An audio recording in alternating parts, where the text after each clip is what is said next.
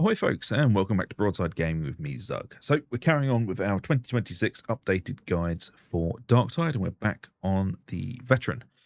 I have had some comments and stuff from people asking, are we going to stop doing Darktide videos, or is it just not something this channel is going to do anymore? It's like, nope, we will carry on doing Darktide until the game dies, basically. The builds just might be fewer and further between because they're not really updating that quickly at the moment, so I'm not just going to keep like rehashing the same builds continuously because it just feels a bit scummy to do that, to be honest. Ironically saying that, we are doing another plasma build today, but it's a slightly different build. But I'm not just going to re-upload the same build every week. So when there are large updates, we will shotgun those builds out, and we will do as much as we can for you guys. But when there's not much going on, there's not much we can do. It all depends on their content cycle. So when there is new stuff out, we will be on it.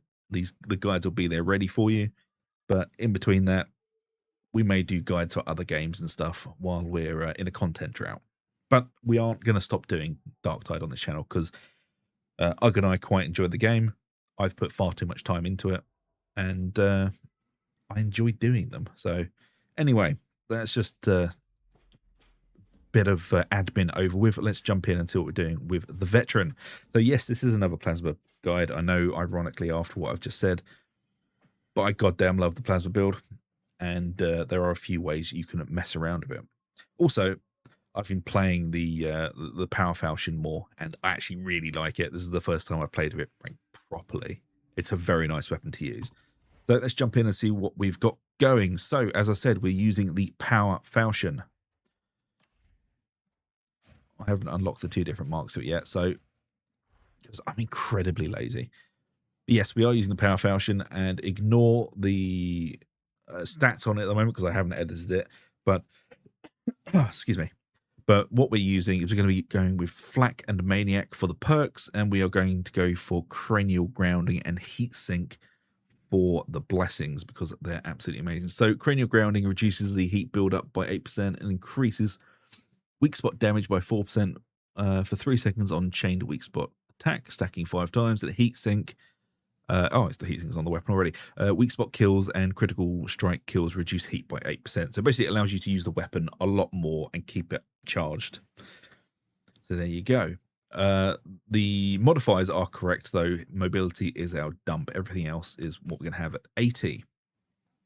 Now for the plasma gun, modifiers are as such: damage, charge rate, stopping power, and thermal resistance, all at 80, and ammo is at 60. I mean, you can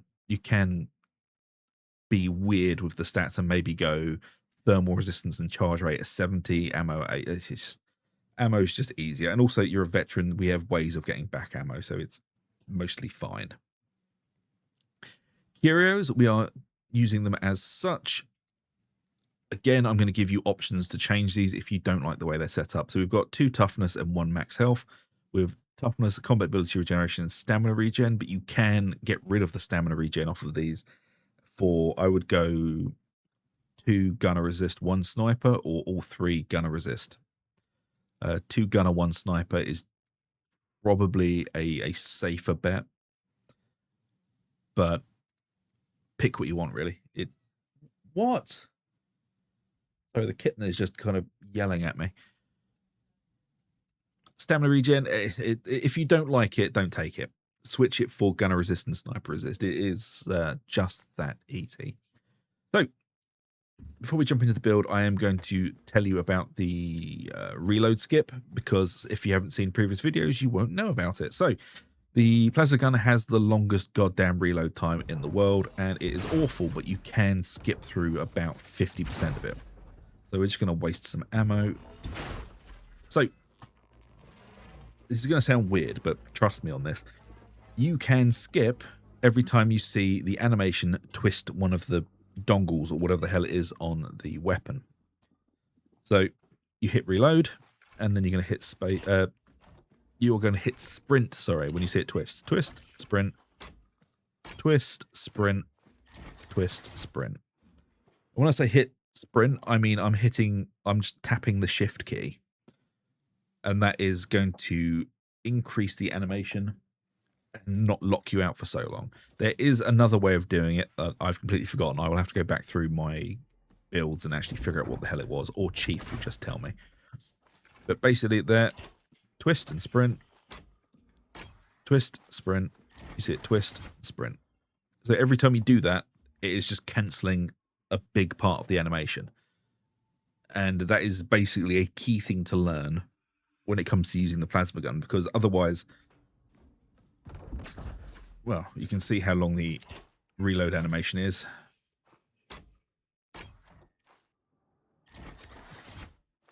It's ridiculous. There you go. Just practice that for a few minutes and you should be absolutely golden.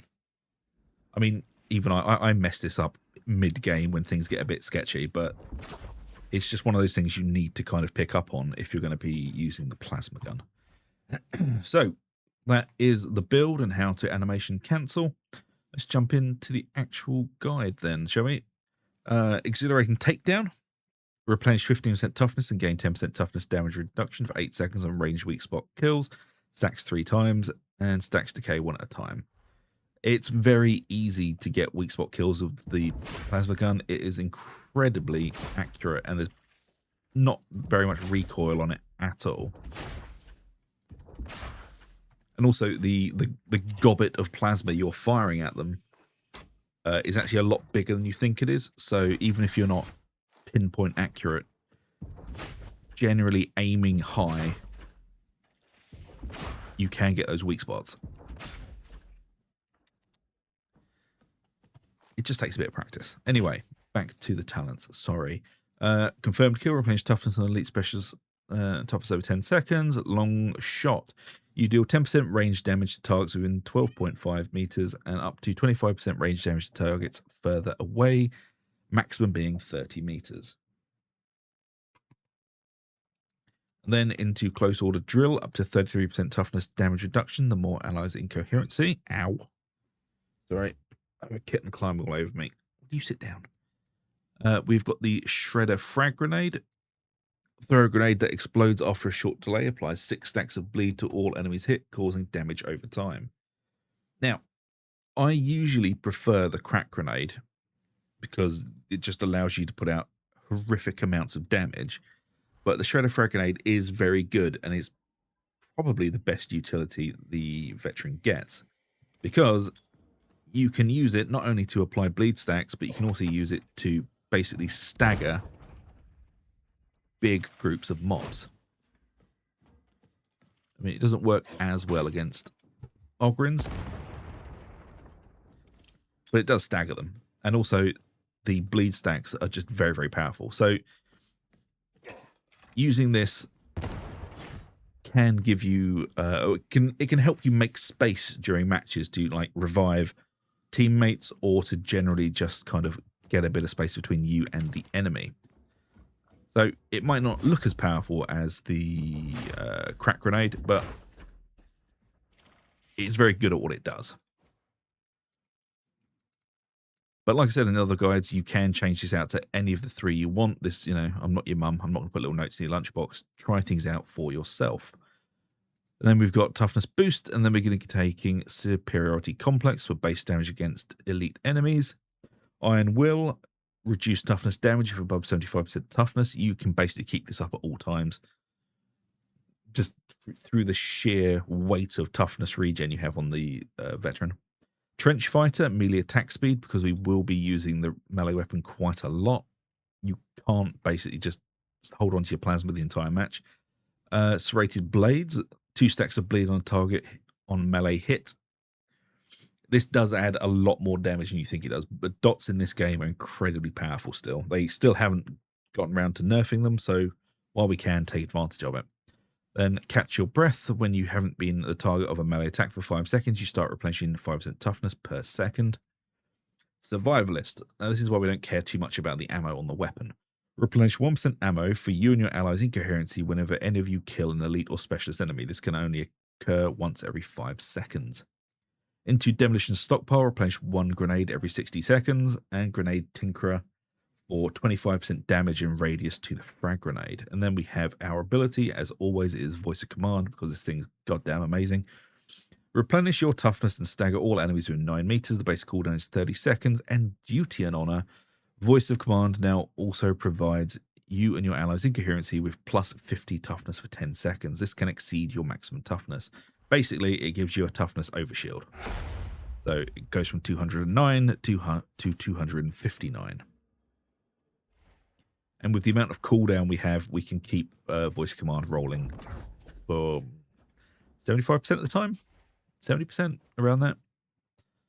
Right, let's jump into the bottom bit. Range damage boost into precision strikes for 30% weak spot damage. This pairs really nicely with the plasma gun. Then we'll jump over onto the right for melee damage into Reposicity. 5% critical hit chance for 8 seconds on successful dodge, stacking 5 times. Into Desperado, plus 10% melee critical hit chance and 25% melee finesse bonus. Into Skirmisher, plus 6.25% to all base damage for 10 seconds after sprinting or sliding, stacking 4 times. And then last but not least on this side is Exploit Weakness, melee critical hits, increased damage by 20% for 6 seconds. Now we will go down into our keystone tree. We're taking Born Leader. Allies in coherency replenish 20% of any toughness that you replenish 50% plus 50% coherency radius. As I said, you are regenerating stupid amounts of toughness with this build, and now you are allowing your team to get a part of that. Tactical Awareness, plus 100% cooldown regeneration for 3 seconds on specialist enemy kill, into a toughness boost, grabbing Bring It Down for 20% damage to occurrence and monstrosities. And then our keystone, which is a focused target. You gain focus target every 1.5 seconds, stacking 4 times. Tagging an enemy applies the focus target stacks to them, causing them to take plus 5% damage for each stack and resets your focus targets to 1. And the only tertiary node we're taking is Redirect Fire. If an enemy you have tagged dies, grant 2.5% damage for each stack of focus target applied to you and your allies in coherency for 10 seconds. Very, very, very simple build to use, really. It's tag the biggest and nastiest targets, focus them down. You are basically hunting the specials with this build. Your job isn't really dealing with trash. You have melee and all sorts in the group to deal with that for you. But keep in mind, you will have to switch out to melee occasionally because you will get overwhelmed. Especially if you're playing on higher difficulties, you will need to switch in and out when necessary, basically. But mostly what you're doing is you are hunting the nastier targets in the group. And you're kind of just a buff bot, really, for your team as well. And don't forget, of course, voice command can be used to stagger things. But there you go. That is a different way of going with the plasma gun. I do hope you enjoy the guide, folks. And if you do, please do like and subscribe, ring the bell for notifications, do all that lovely, lovely stuff. And I shall see you all for the next build. So until then, take it easy, and I shall see you later.